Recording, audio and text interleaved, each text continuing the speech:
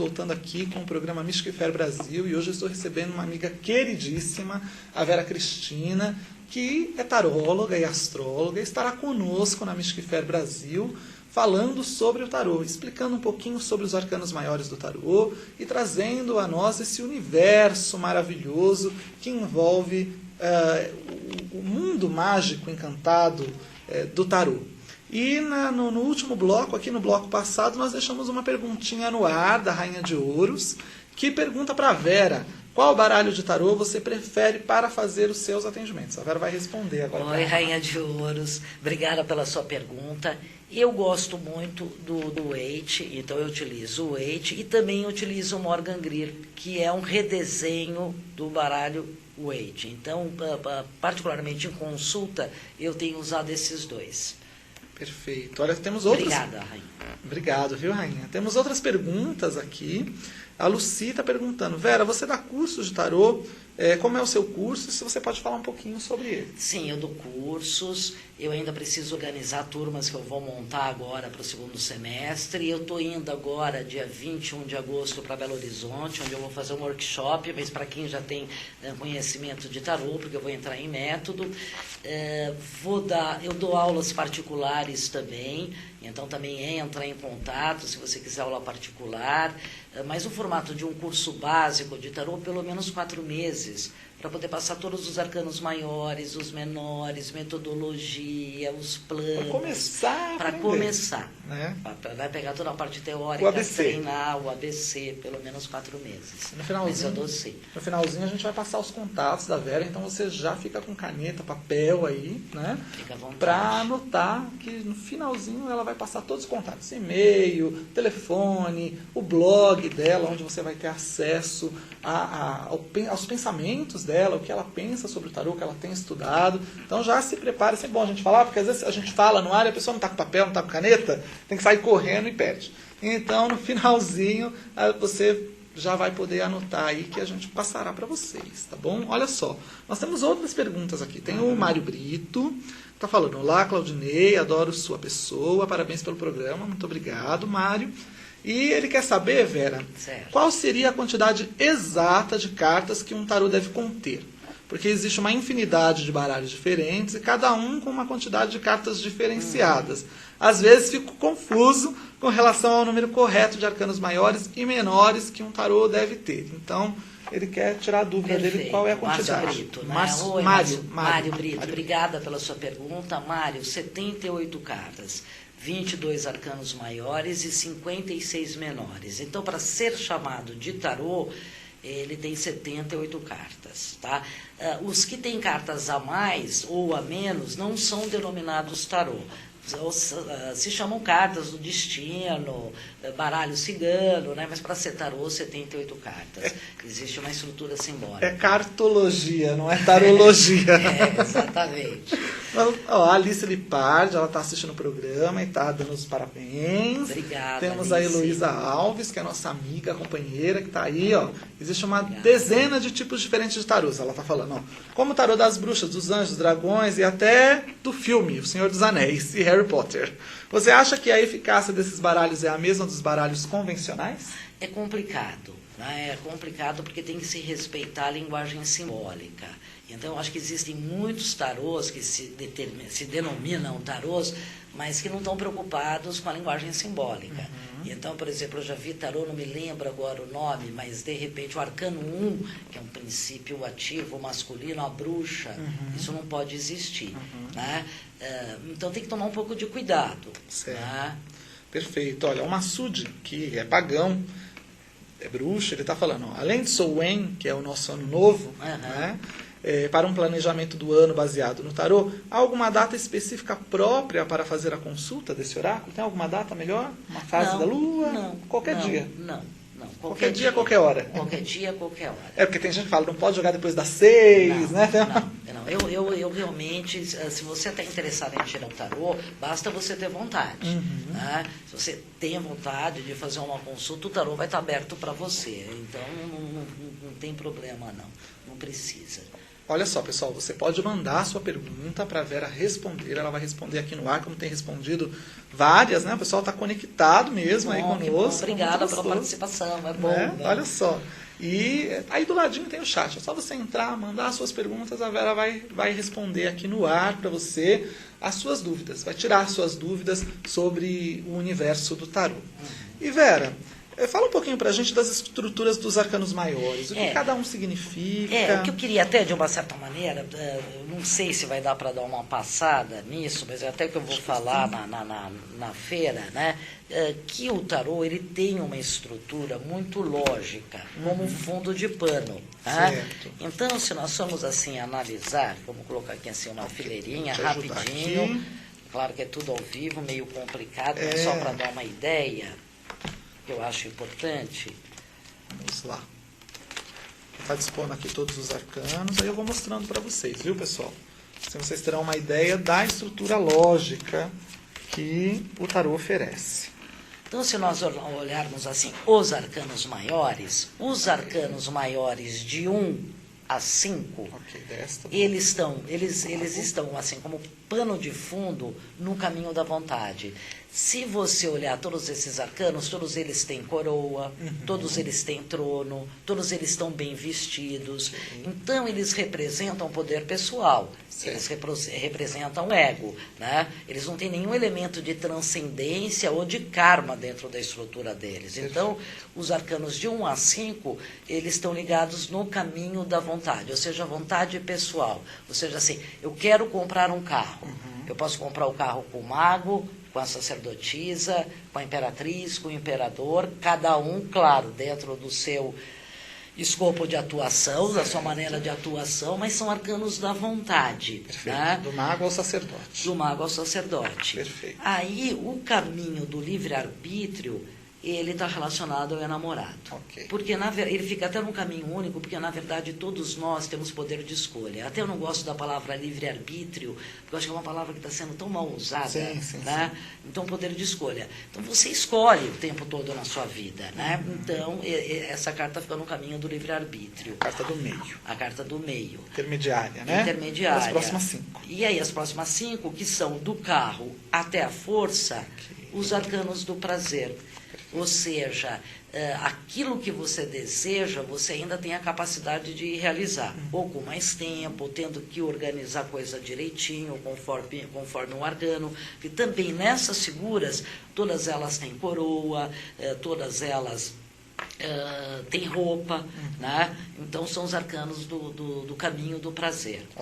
Que falam que você vai adquirir tal coisa, ou demora mais um pouquinho, ou talvez tenha algumas alterações, e isso eu estou falando só como pano de fundo, hein, pessoal. Então, aí nós temos, começando, né, a carta número 7, que seria o carro. Exatamente. É isso. E aí, seguindo até a carta número 8, que em alguns baralhos é a força, em outros é a justiça. Dependendo. Mas é a força. A força, vamos sempre utilizar a simbologia mostrada pelo Waite. Então, temos a força, que seria o arcano número 8, número 9 seria o eremita, 10, que é a roda da fortuna, e 11, que seria a justiça. Né? Que seria a força mesmo. Tá? Apesar de que o Waite coloca ela como 8, eu não respeito essa regra. Você não respeita. Então, ela usa a tradicional. Perfeito. A tradicional.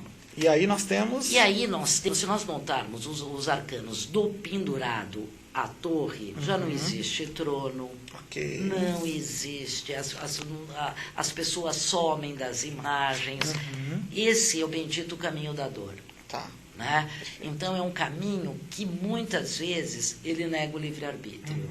Tá? Então, muitas vezes, o tarô ele diz sim, com toda certeza, ele diz. O tarô diz não, com toda certeza, ele diz.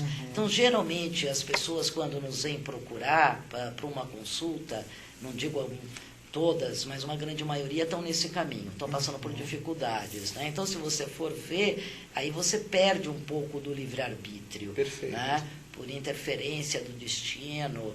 E muitas vezes o destino não quer, você quer, mas o destino não quer. Exato. Tem uma força maior falando não. E destino você pode colocar como, às vezes, trânsitos astrológicos e outras leis que são subjetivas, que a gente não sabe. Tá? Então, aí nós teríamos aí o caminho da dor. O caminho da dor que vem do enforcado, passa pela morte, a temperança, o diabo e termina na torre. E aí, às vezes, até as pessoas falam, puxa, mas como que a temperança, ela está no caminho da dor, né? E aí é uma visão também que eu acho muito interessante do Ney, a dor do tempo. E dependendo do método onde ela cai, existe um período de espera, de muita paciência. É terrível. É doloroso. Para quem é ansioso, aquariano, a temperança é um arcano difícil. Sim. Aí nós temos... O caminho da esperança com a estrela. E ela fica sozinha no caminho da esperança porque todo mundo tem fé. Né? Esperança de que as coisas melhorem. Então, a questão do livre-arbítrio, a questão da fé inerente ao ser humano. Por isso que essas duas cartas estão no caminho sozinhas. Perfeito. Né?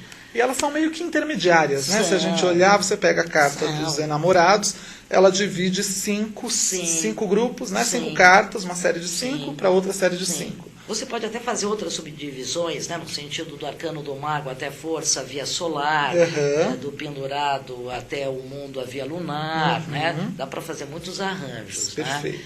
E aí nós temos do arcano a lua, que é o arcano 18, o sol, o julgamento, o mundo, eu, sem número, que é o louco, né? O caminho da evolução. Perfeito. Ou seja, nós já compreendemos uma série de coisas, já aprendemos com a vida, e mesmo que muitas vezes haja interferência do destino, nós compreendemos melhor as coisas. Então você chega para um caminho realmente de evolução, de entendimento, de melhoria, né?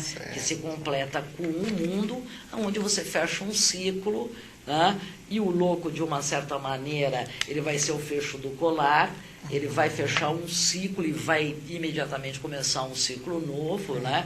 E o tarô ele vai falar do que? Do nascimento, do desenvolvimento e da morte, né? A roda da vida. Então aí nós temos... Então você tem toda uma estrutura muito lógica dentro dos arcanos maiores, né? Isso como pano de fundo. Claro que aí cada arcano, analisado particularmente, também tem muita informação. É um universo infinito. É um universo infinito. Então você tem a lua, o sol, a estrela, que estão ligados à astronomia na Idade Medieval, que é um trabalho que eu estou pesquisando, né? Você tem as virtudes... você tem cenas do hermetismo aí cristão, não se pode negar isso, né? Perfeito. Olha só, gente, é uma visão, inclusive, diferenciada do que a gente está acostumado a ver. Eu né? gosto muito da visão também do Ney Naif, né? Que é meu amigo. Eu acho que o Ney Naif, como pesquisador brasileiro, ele está de parabéns. Eu sempre falo muito bem dele, porque eu considero o trabalho dele magnífico. Né? E acho muito interessante toda a pesquisa que ele fez. Né? E aí muitas vezes a pessoa acha que é assim, poxa, eu vou tirar o tarô, mas eu posso mudar? Depende. Algumas vezes sim, algumas vezes sim, algumas vezes não. Né? Exato. Então, assim como qualquer coisa na nossa vida. Exatamente. Mas às vezes as pessoas, por acharem que o tarô é uma coisa mágica, você pode transmutar, você pode mudar, alterar. E às vezes, claro que às vezes você até pode alterar. Se você sabe que é não, você não vai ficar forçando barra. Exatamente. Se você é inteligente, se você acredita, né? Mas geralmente se tem muita fantasia sobre o tarô. E o tarô, ele mostra a realidade como ela é.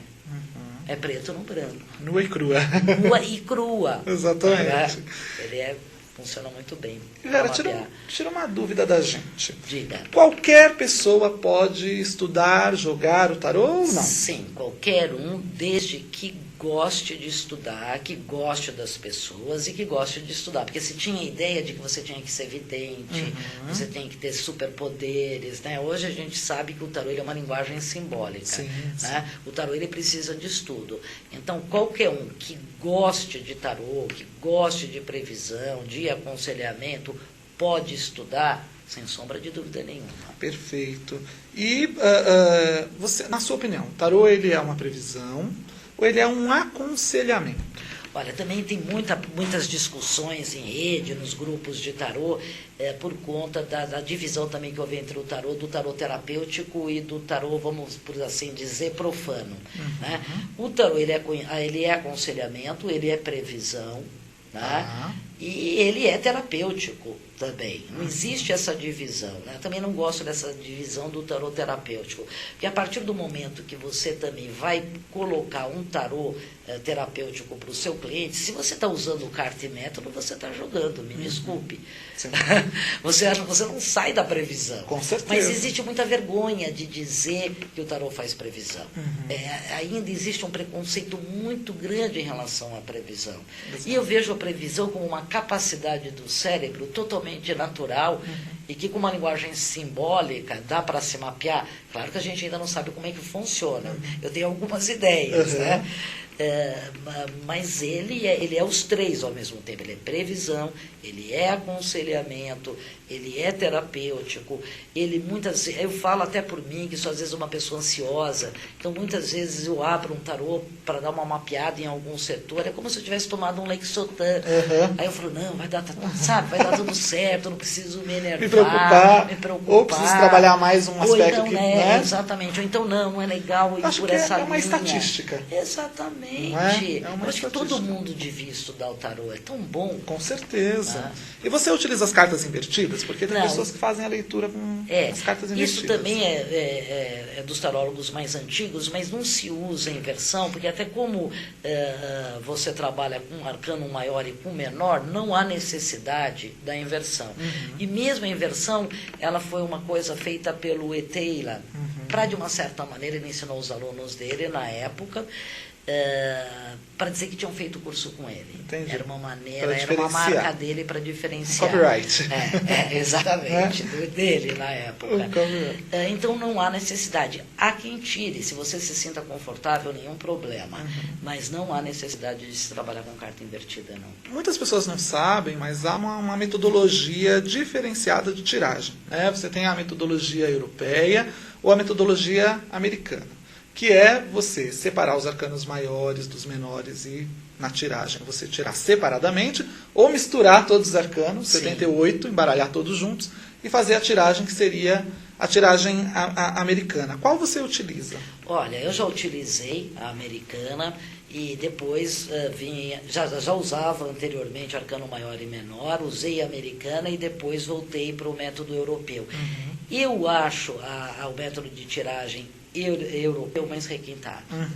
Eu acho que muitas vezes a dificuldade das pessoas é entender como que aquele arcano maior vai funcionar com aquele arcano menor, ainda mais quando eles são antagônicos. Mas quando você entende a estrutura do tarô, o arcano maior com o menor, ele dá uma riqueza de detalhes assim que eu acho bem interessante. Mas tem muitos tarólogos bons americanos que vão jogar com tudo misturado. Questão de gosto. Eu jogo tudo misturado, viu, gente? Questão de gosto. E fala um pouquinho sobre os métodos de tiragem, Vera. Como é que eles funcionam? Eles são fundamentais para uma boa leitura? Sim. Ou basta eu simplesmente embaralhar um tarô e tirar uma carta e tá bom? Tirar 3? Porque tem vários métodos, né, gente? Você tem a cruz celta, enfim, tem o método das casas astrológicas. Sim. Então fala um pouquinho pra gente dessas metodologias. É muito importante a metodologia, né? Se o estudo da linguagem simbólica do tarô é uma coisa importante, a metodologia é tão importante quanto. Né? Então, a metodologia ela é fundamental. E a pergunta também. Quer dizer, você tem que estar centrado, você tem que estar com o mental equilibrado para fazer uma pergunta objetiva, usar o método adequado. Então, existem muitos métodos. A mandala astrológica, ou a mandala do tarô, ela é excelente para mapear as áreas, usar os setores da vida do consulente. Você tem um Peladan, que é um método excelente, mas muito controvertido, porque é o método cruz, que toda hora ele está sendo modificado, mas é um método temporal que funciona muito bem. Você tem o templo de Afrodite, que são métodos excelentes para tiragens afetivas. Então, a metodologia é fundamental. Perfeito. O tarô não é mágica.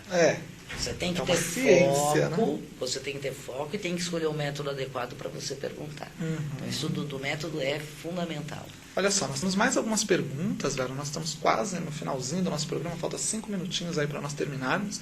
E a Lucy, ela pergunta, Vera, enforcado ou pendurado e por que a diferença entre os tarôs? Na verdade, o pendurado e enforcado, pelo que eu já investiguei, foi erro de tradução. né? Mas o termo correto seria o pendurado, Tá. hoje em dia. Né? O pendurado não enforcado, mas tem isso por causa de erro de tradução. Ele está pendurado pelo pé. Pelo pé, exatamente. O Arieron, ele fala: evoluir sim, adulterar jamais. Parabéns a você, Claudinei, e a Vera, e vamos aguardar e prestigiar a primeira Mística e Fera. Ele tem algumas perguntas. Há riscos para a evolução do tarô com tantas tarulices? E será que o tarô terá o respeito das demais mancias algum dia? E o que pode ser feito? Parabéns, está ótimo o programa. Obrigado, viu, Arieron? Obrigada, Arieron. Arieron, a gente tem que tomar realmente muito cuidado, né?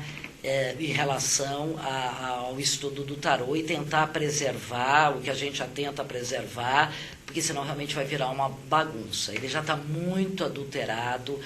A gente corre o risco de, se nós não nos colocarmos agora na defesa do tarô, do período em que ele nasce, no período da história do Visconde de Sforza, da história do medieval, a tendência é que para o futuro o tarô, ele dance mesmo. Eu tenho muito medo que isso aconteça, né? Porque ele ficou assim muito livre, qualquer um faz o que quiser com ele. E não pode, a gente tem que bancar assim, tem que ser meio firme, meio duro, e às vezes acabar com o sonho de algumas pessoas, mas não é a realidade. Não o que perde, a gente vai fazer? Perde né? a essência, né? A gente tem que tomar muito cuidado. Olha, Obrigada pela pergunta, Ari. Ó, a Alice Lipar, ela está perguntando: oi, eu tenho uma dúvida. Já li várias vezes que uma pessoa não deve ler tarô para ela. Isso é verdade? Olha, se você tem a emoção dentro do assunto, é melhor que você não puxe para você mesmo. Então, se de repente você está aborrecida com o namorado e você está alterada emocionalmente, é legal que você realmente não puxe as cartas para você, peça para que um amigo tire ou consulte um tarólogo. Se você está bem, não tem emocional na questão, você pode abrir tranquilamente. Tá? Mas quando eu já tirei tarô para mim em estado emocional alterado, errei tudo. E marquei o jogo para ver como eu estava louco. É uma interpretação, né? Porque uma é a tua interpretação. cabeça. Você acaba Fica puxando complicado. sempre a brasa para sua sardinha. Eu sempre digo isso. O Mário Brito, ele está fazendo a seguinte pergunta: Vera, você é muito simpática. Obrigada, Mário. Ele está falando: já li em alguns livros que para qualquer oráculo seria interessante sempre haver uma troca a cada consulta, mesmo que seja uma troca simbólica, porque segundo o que li, é como se fosse uma lei do universo que para tudo tem que se ocorrer uma troca energética e o pagamento de cada consulta se encaixaria nesse quesito. Procede essa informação? É aconselhável que sempre haja essa troca? Eu acho interessante, porque a partir do momento que muitas vezes você faz uma consulta e a pessoa não te traz nada, ou não faz uma troca com você, ela não valoriza aquilo que foi dito. Exato.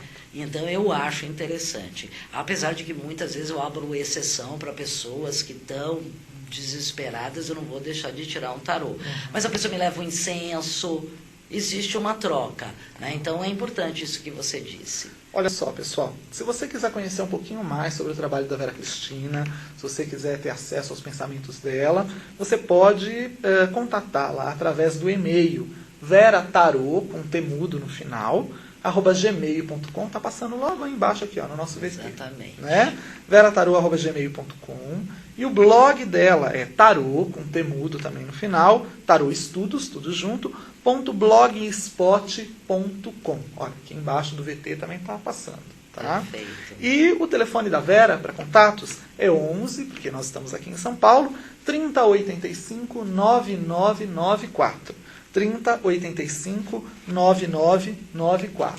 A Vera estará ministrando a palestra Tarô e o Destino na Mystic Fair no sábado, no dia 9/10, agora no dia 9/10 de outubro, né? 9 de outubro, às 14 horas. Nem ela estava sabendo. 9 de outubro às 14. 9 de outubro às 14 horas. Tarô e o Destino. Será no dia 9. Então, olha, os arcanos maiores do tarô e o destino.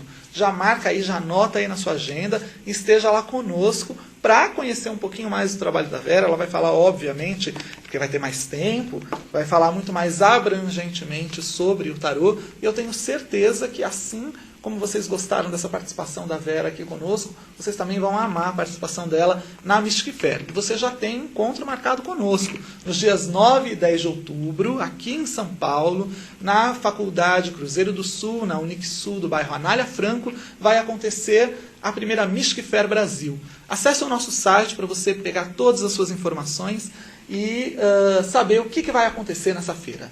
O site é www.mysticfairbrasil.com.br. O nosso telefone para contatos é o 11 São Paulo 2865-7364. 11 São Paulo 2865-7364. Se você ligar, cair na caixa postal, porque não tem ninguém no escritório, a gente está todo mundo na rua trabalhando que nem um louco para fazer dessa feira um evento memorável e inesquecível para todos nós que estaremos lá. Então, deixa o seu recado, ou a secretária vai atender o telefone, a secretária eletrônica vai te dar um celular de uma das pessoas da equipe que está em algum lugar por aí, com certeza trabalhando para essa feira. Então, nós esperamos por vocês nos dias 9 e 10 de outubro. A Vera espera por vocês no dia 9, às 14 horas. Prazer, compareçam, porque vai ser muito bom. O prazer é todo nosso, Vera. Não tem nem como agradecer a sua presença aqui. Eu que tenho que agradecer você. Eu agradeço a disposição, a disponibilidade por ter vindo. Se você precisar de mim, você sabe que você pode contar. O maior carinho. Ela é uma amiga muito querida, gente. A gente se conheceu esse ano, mas a gente já desenvolveu um carinho, uma afinidade muito grande. Forte. Vera, muito obrigado. Obrigada a você, Claudinei. Muito obrigada mesmo. Obrigado pela oportunidade. Imagina. Obrigada a todo mundo que perguntou. Obrigado a todos vocês que estiveram aí conosco. E, semana que vem estamos de novo, hein? Se conectem aí sempre às quartas-feiras, às 17 horas, para conhecer um pouquinho do que estará acontecendo na Mystic Fair Brasil. Um grande beijo a todos vocês, sejam muito abençoados. Obrigado. Obrigada, querido. Foi um prazer, viu? Foi ótimo. Obrigada.